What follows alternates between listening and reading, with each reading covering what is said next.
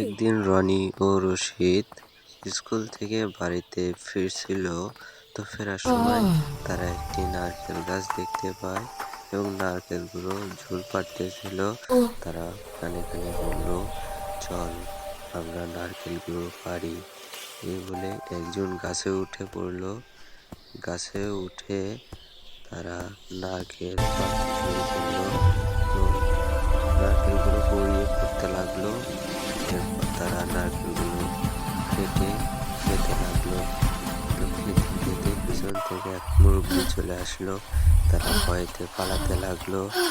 তো পালাতে পালাতে তারা একজন দৌড়ে চলে গেল আর একজন থামলো।